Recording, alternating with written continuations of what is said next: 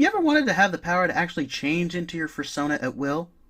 Now, imagine a world where not only you can, but you're also in a battle with a society that pits man versus beast and vice versa. I'm Beaton, and welcome to a new episode of Raccoon Review. This week on Raccoon Review, I take a look at the newest Anther anime that's been taking the fandom by storm, hot on the heels of the brilliant Beastars. The show is BNA, or Brand New Animal, and it premiered in Japan back in March, and its English dub was released on Netflix a few months ago.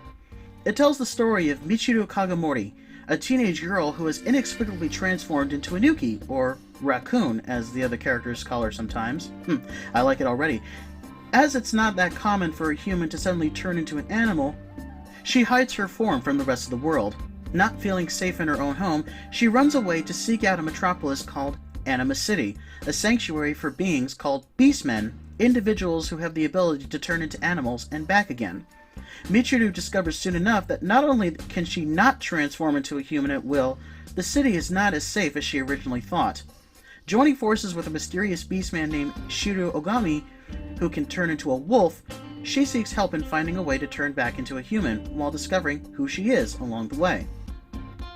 To start, BNA has indeed a lot to live up to, though it would be unfair to make comparisons to Beastars simply because the main characters are animals. Fortunately, though, there is a lot to distinguish this show from the other. A big theme of this show is tolerance versus prejudice. The fact that Anima City exists to keep the beastmen safe is one example, yet just like any city, there are shady characters all over the place. In the world of humans, there are beastmen hunters, and in the first episode alone, we are introduced to how far the humans will go to eradicate beastmen. Michiru is literally chased to the city by humans, but then is saved by a group of beastmen who then take advantage of her by stealing her wallet. Very interesting way to kick things off, wouldn't you say? The themes of prejudice and tolerance are very timely, especially these days. I won't spoil too much for you, but let's just say that when peace is threatened, the characters will do anything to uphold it, even if it means turning on other beastmen who've lost their way. There is still a fair amount of comedy in the show too, especially in the dynamic between Michiru and Shiru. She's young and innocent, and he's stoic as a brick. But he does have a good heart, and the fact that Shiru totally kicks butt. As I just mentioned, the atmosphere of the show really lies in the dynamics of its characters. Michiru, who has seemingly transformed into a beastman purely out of mysterious circumstances, is an enigma.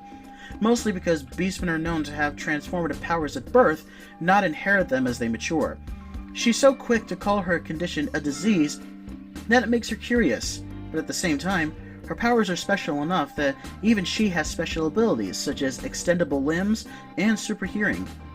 As the series goes along, she learns to harness her powers, but also keep her condition a secret, since the ability for a human to transform into a beastman at random would cause massive panic. Another theme of the series. Moving on to Shiru, he works with the Beastman police and the mayor of Anima City to suppress potential threats to the city. His wolf form is amazing looking and has much more strength at first glance. There's obviously more to him than meets the eye, which I will not spoil here.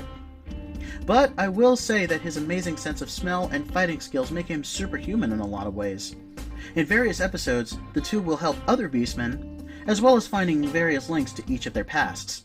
A lot of the comedy parts comes from the various hijinks the characters get into, and some side characters they help along the way.